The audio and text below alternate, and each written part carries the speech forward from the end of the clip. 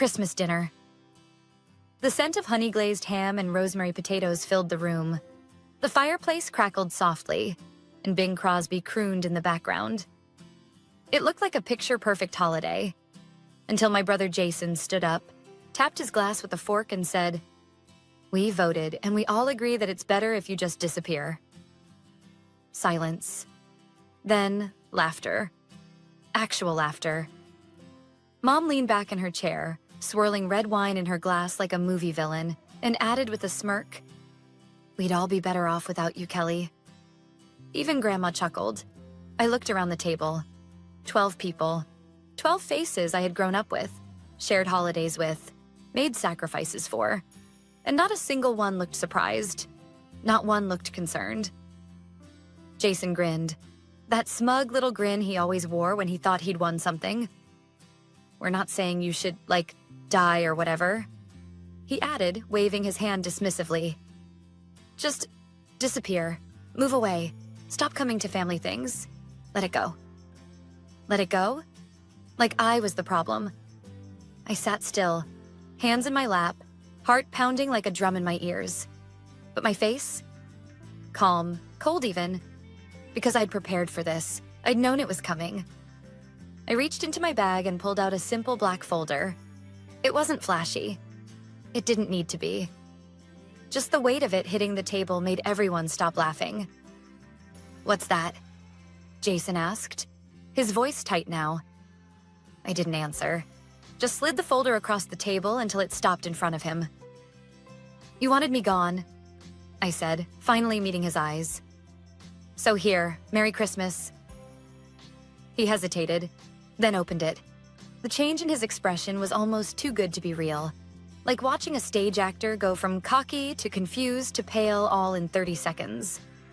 He turned a page, then another. "Is this?"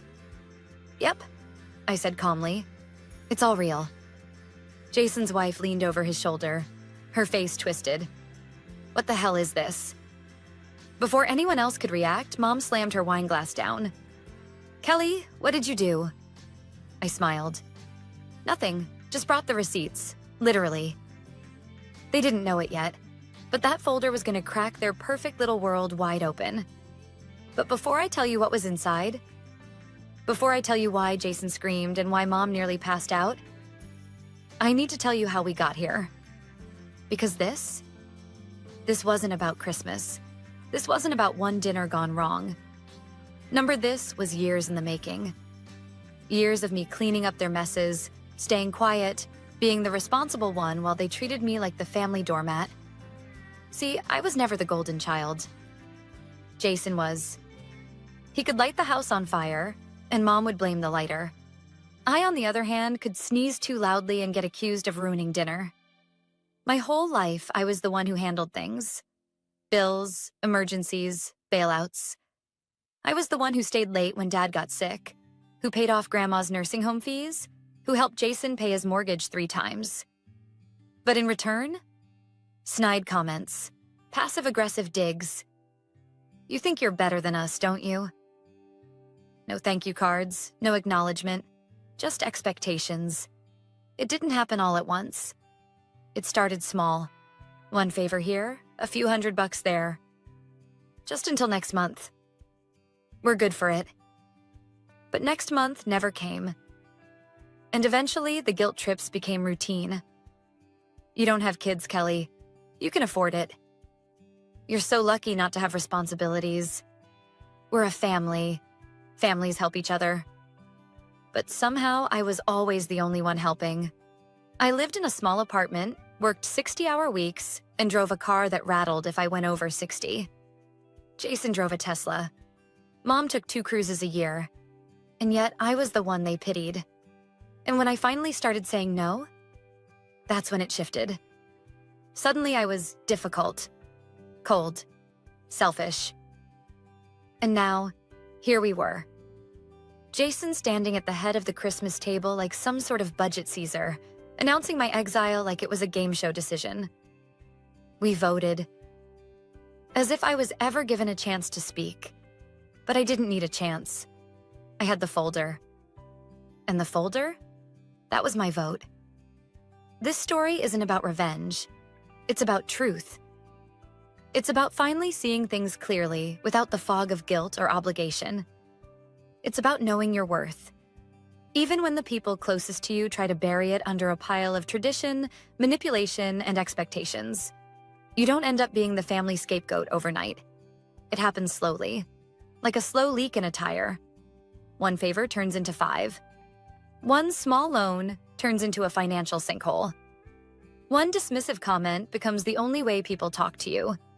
And if you're not careful, you wake up one day, surrounded by people who only see you as the help. That was my life. The truth? I didn't mind being the responsible one. At first, I liked having my life in order. I liked being the one people turned to in a crisis because I could fix things. And for years, I told myself that meant something. That it earned me a seat at the table. That maybe one day they'd see me as more than the background character in their chaotic drama. But responsibility in a toxic family is a curse disguised as praise. I was 23 when it started. Dad had lost his job. Something about downsizing, although everyone knew it was because he'd mouthed off to his boss one too many times.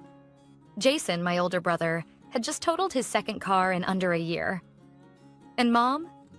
She was already 2 months behind on the mortgage, but still managed to book a girl's trip to Cancun. And me? I had just started my first real job, entry level, benefits, a paycheck that made me feel like I was finally becoming an adult. I was proud. I was hopeful. I wanted to build something for myself. Instead, I walked into chaos. Just help out for a little while, Mom said one night over the phone. We'll pay you back. You know we're good for it. I wanted to believe her, so I sent money. Not a lot at first. Just enough to help cover groceries, the light bill, a new used car for Jason. That was the first time. It wouldn't be the last. Over the next 5 years, I paid for everything from car insurance to dental work to a private tutor for Jason's son, Tyler. I helped with rent, utilities, even a wedding deposit Jason later forgot to cancel after calling off the engagement. I never complained. Not out loud. I just adjusted, cut back, ate ramen more often than I'd admit, took on freelance projects on weekends, skipped vacations, put off saving for a house. Because they were family. And I thought that's what family did. But they didn't treat me like family. Not really. They treated me like a service. Whenever I visited, I was greeted with half-hearted hugs and backhanded compliments. Wow, look who finally decided to show up. Must be nice to live in a clean apartment with no kids running around. Oh, here comes Miss Fancy Job with her little laptop. I brushed it off at first, laughed along. But over time, it started to sting. Especially when I realized the jokes were always at my expense. The digs were deliberate. And the gratitude? Non-existent. One Christmas, I bought everyone thoughtful gifts. Jason a smartwatch, Mom a spa package, even Grandma a heated blanket because she always complained about the draft. You know what I got? A pair of socks from a dollar store. Still had the sticker on them. And when I raised an eyebrow, Mom said, "Oh, you don't need anything. You already have everything." Like I was selfish for having stability. It was around that time I started keeping track. Not just emotionally, but literally. Spreadsheets, bank transfers, emails, texts. Can you help with? And we just need a little. Because something in me shifted that year. Maybe it was the way Jason rolled his eyes when I said no for the first time. Maybe it was Mom's voice turning cold the moment I hesitated. Or maybe it was just the quiet realization that my worth in this family had been boiled down to what I could give. Not who I was. And when I finally stopped giving, they started treating me like I was the problem. Suddenly, family dinners were being held without me. Phone calls went unanswered. I was left off the group texts. I became the villain in a story I didn't even realize they were writing. But here's the thing they didn't count on. I was watching, listening, documenting. Not for revenge, but because I needed to remind myself that I wasn't crazy, that it really was as one-sided as it felt, that I wasn't just imagining the imbalance. And eventually, that folder started taking shape. At first, it was just a few receipts, a few email chains. But the more I looked, the more I found. The timeline was brutal. 5 years, tens of thousands of dollars, and not a single cent repaid. Not one. And it wasn't just about money. It was the entitlement, the lies, the manipulation, the twisted belief that because I didn't have a husband or kids, I didn't have a life, that I owed them mine. So by the time Christmas rolled around and Jason stood up with that smug little smirk to deliver his "we voted" speech, I wasn't surprised. I was ready. And that folder? That was 5 years of truth, bound in black cardstock. But they didn't know that yet. Jason flipped open the folder with the cocky confidence of someone who thought they were in control. You could almost hear his smirk in the way he said, "What's this supposed to be, your diary?" But the second he turned to the first page, that smirk vanished. His eyebrows furrowed. He blinked once, then again. By the time he reached page 3, he stopped flipping. He just stared. "What the hell is this?" he muttered. I leaned back in my chair and took a slow sip of wine. "Documentation," I said. "Every loan, every payment, every receipt. Since 2017, Jason's wife leaned over to see. This can't be real." Jason didn't answer. His face had gone pale, like someone had sucked the air out of his lungs. Mom reached across the table and pulled the folder toward her. "Kelly, what are you doing?" "I'm just reminding everyone," I said. "Who's been holding this family together?" She flipped through the folder. Bank statements, screenshots of texts, email threads, a full spreadsheet, color-coded, dated, annotated. $1,200 for Jason's second car down payment. $3,600 to cover the mortgage for 3 months when Dad lost his job. $5,000 for Mom's property tax bill, paid the same month she went to Vegas with her friends. $800 to help Jason's son get into a summer program, followed by a text message saying, "Don't worry, you're good for it." And that was just the first section. Jason tried to speak, but only managed a stammered, "You kept records?" "Of course I did," I said calmly. I had to. Otherwise, it would have all disappeared, like it never happened. Mom's hand was trembling now as she held the page. "This is twisted," she whispered. "No," I said. "What's twisted is asking your daughter for money to fix your roof and then posting pictures from a beach resort 3 days later." Jason's wife looked up sharply. "Wait, that was the money you used? You told me it came from your tax refund." Jason shot her a glare. Dad hadn't said a word since the folder came out. He just sat there, face blank, staring into the middle distance like he was watching a train wreck and couldn't look away. I turned to him. "You knew?" I said. "You saw what they were doing to me, and you let it happen." Still, he said nothing. "This isn't just about money," I added. "It's about respect.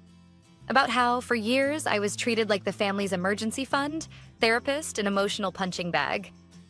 And the one time I said no, suddenly I was the bad guy." Mom slammed the folder shut. "This is completely inappropriate. You're making a scene." "No," I said, my voice sharp. "Jason made a scene when he stood up and said I should disappear. I'm just telling the truth." Jason stood up now, shoulders tense. "You think this proves something? That we're bad people?" I stood too, finally matching him eye to eye. "I think it proves that you never saw me as a sister, just a resource." "You could have said no," Mom said, arms crossed. "No one forced you to help." "I did say no," I shot back. "And look what happened. You iced me out. You voted me out." Grandma, who had been mostly silent, finally spoke. "This isn't the time or place for this." I turned to her slowly. "Actually," I said, "it's the perfect time. Because for once, you're all in the same room. For once, you're all forced to see it. No pretending, No selective memory, just facts. Jason picked the folder back up, his fingers flipping faster now. This doesn't prove anything except that you're obsessive. No, I said quietly. It proves that you were all fine with using me, until I stopped letting you.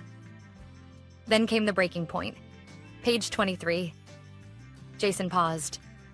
What's this? He muttered. His eyes darted back and forth. His mouth opened slightly. What is it? Mom asked. Jason didn't answer, so I did. It's the credit card statement showing Jason booked a suite at a luxury hotel in Miami the same weekend he told you guys he was working late to catch up on bills.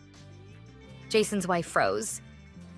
Wait, that was our anniversary weekend. You said I was, Jason blurted. I mean, I was working. She wasn't with you, was she? I asked. Jason looked at me like he wanted to throw something, but he didn't deny it. His wife stood up and grabbed her purse. We're done. Jason tried to follow her, but she was already out the door.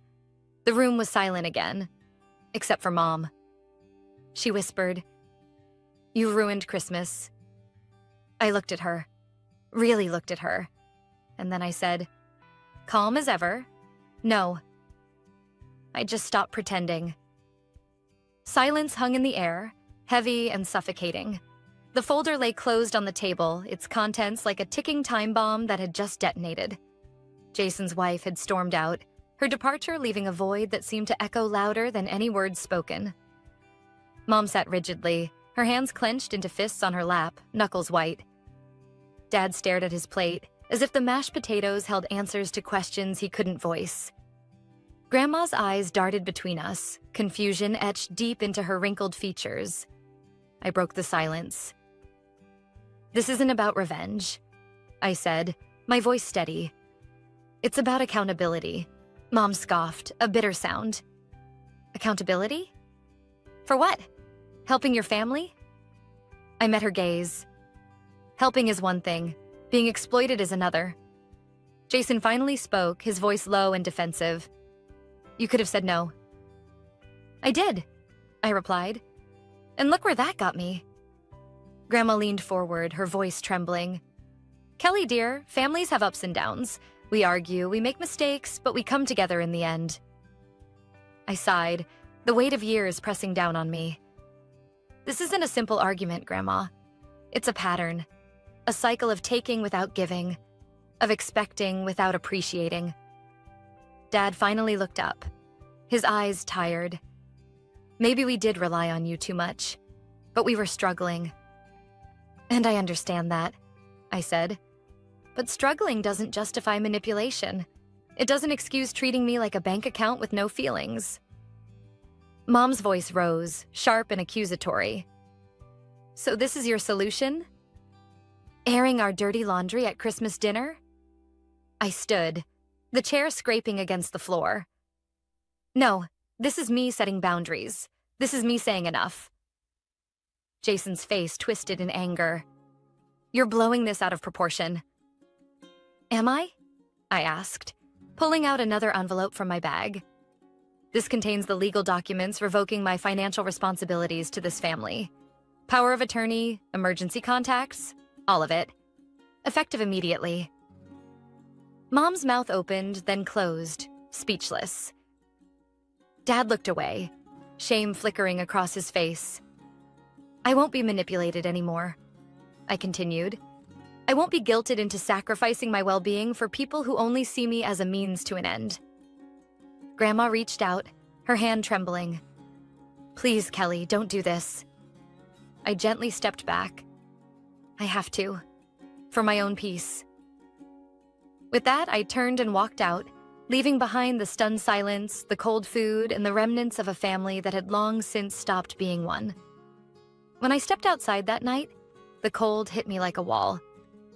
But it wasn't bitter anymore. It was clean, crisp, like the air had finally cleared after years of holding my breath. I didn't go back to my apartment right away. I drove aimlessly for a while. No destination, just silence and headlights and the hum of tires on wet asphalt. Eventually, I parked near the lake.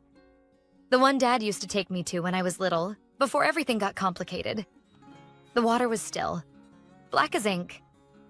I sat there for a long time, engine off, fingers curled around the steering wheel, the folder still in the passenger seat. The same one that had cracked my family wide open just hours earlier. I should have felt triumphant, victorious. But instead I just felt empty. Not regretful, not angry, just hollow. Because even when you prepare for something like that, even when you know in your bones it's the right thing to do, there's still grief. Grief for the version of your family you kept trying to believe in, the version that never really existed. The next day was quiet. So was the day after that. No calls, no texts, not even one of those passive-aggressive, just checking in messages my mom was famous for. And for the first time in a long time, I didn't feel the need to fill the silence. I didn't reach out to explain myself. I didn't send a follow-up email or a voice note or a long-winded apology. I let the silence stretch. And it was beautiful. I brewed coffee slowly that morning, ate breakfast without my phone next to me. I opened the windows and let the cold air in. For once, I wasn't waiting for the next crisis.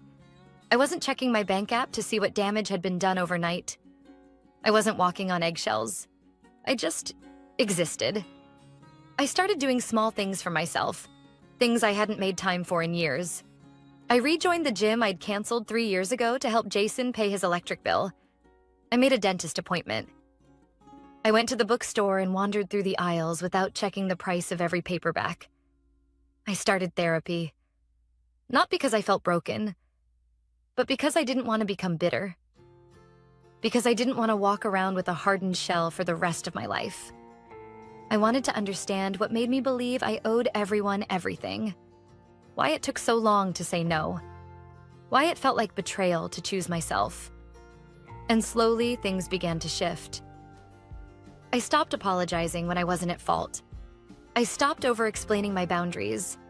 I stopped letting guilt sit at the head of the table in my life.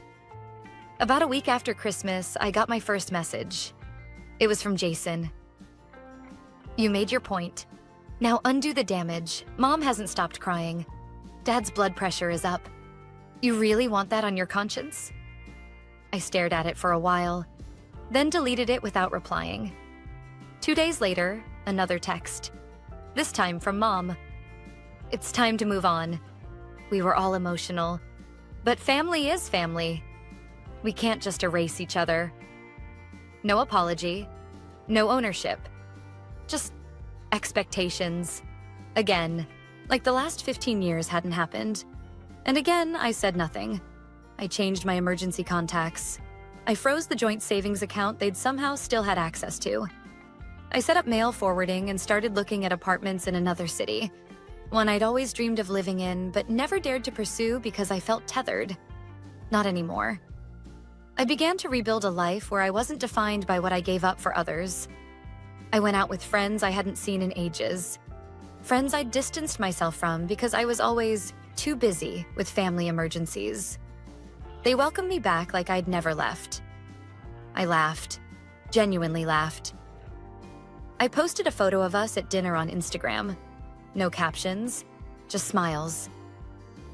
And that's when the flood began. First Laura, my cousin, who had clapped when Jason voted me out. "I didn't know you paid for my tuition. I thought it came from your parents. I'm sorry, truly." Then Jason's wife, now ex-wife. "He lied to me. For years. Thank you for showing me the truth. I filed the divorce papers. You did the right thing." And the wildest message of all? A DM from someone I hadn't spoken to since college. "I saw your story. Just wanted to say, proud of you. That couldn't have been easy." That one hit me harder than all the others, because they were right. It wasn't easy. It was brutal, but necessary. And with every sunrise, every new routine, every breath that didn't carry the weight of someone else's expectations, I realized something. This wasn't the end of my story. It was the beginning. The beginning of a life where peace wasn't a reward I had to earn. Where love didn't come with conditions. Where I could be generous without being used. The next chapter of my life? I was finally writing it for me. It took 3 weeks. 3 weeks of silence before the final attempt came. A letter. Handwritten. No return address, but I knew that handwriting like I knew the sound of my own name. It was from Mom. 3 pages, front and back. The first page was full of carefully chosen words. Remorseful, but never quite apologetic. She wrote about how things got out of hand at Christmas. How Jason had let his emotions get the best of him. How I was always the strong one. And how she just assumed I could handle more. The second page shifted. The tone changed. It turned to guilt. How Dad wasn't sleeping.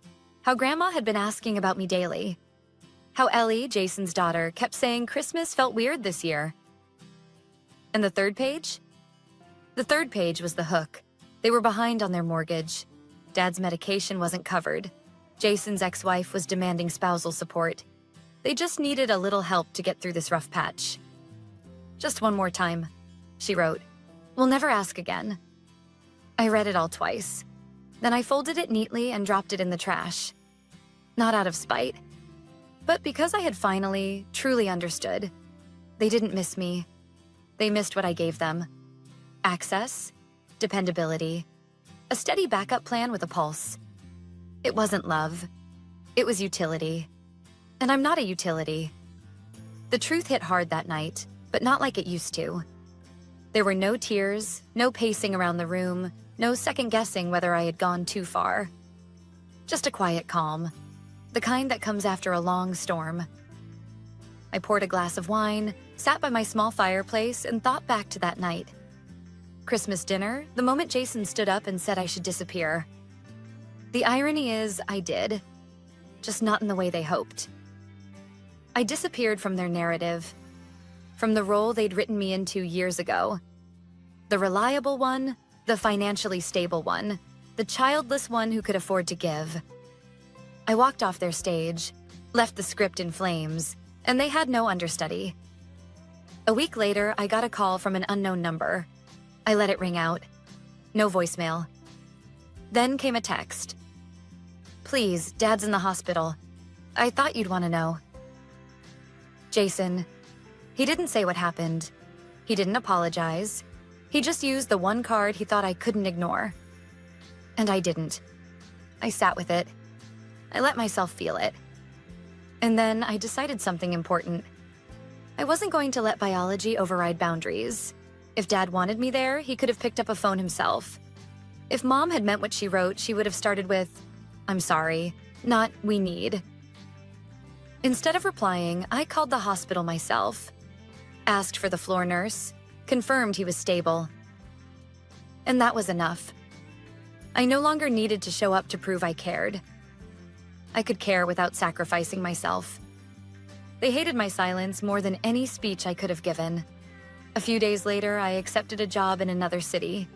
Bigger salary, better hours, and more importantly, a fresh start. I packed up my apartment, donated what I didn't need, and said goodbye to the life that had always kept me just close enough to be used. The move wasn't sad. It was freeing. I got a new number. I blocked the old ones. I started going to local events, made new friends. Ones who didn't expect anything from me except authenticity. I even adopted a dog from the shelter. His name's Milo. He doesn't care about my past. Just that I come home. One night, sitting on my new balcony with Milo curled up at my feet, a friend asked, "Do you ever think they'll change?" I looked out at the city lights and said, "I don't know. But that's not my responsibility anymore."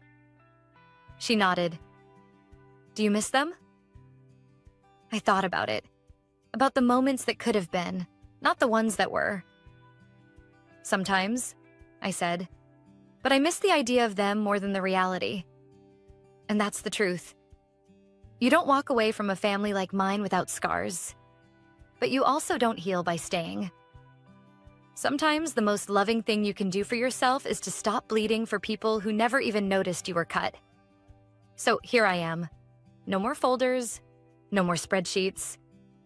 No more trying to earn a seat at a table that was always rigged against me. I have peace now. Not because everything is perfect, but because I finally chose myself. Because I stopped waiting for them to become the people I needed, and became that person for myself. And if anyone out there's listening, someone sitting quietly in the back of the room, feeling like the outsider in their own family, I want you to hear this. You're not wrong for walking away. You're not selfish for setting boundaries. You're not heartless for choosing peace over obligation. You're just done. And that's okay. Because sometimes the best revenge is healing. And living well? That's the loudest silence they'll ever hear.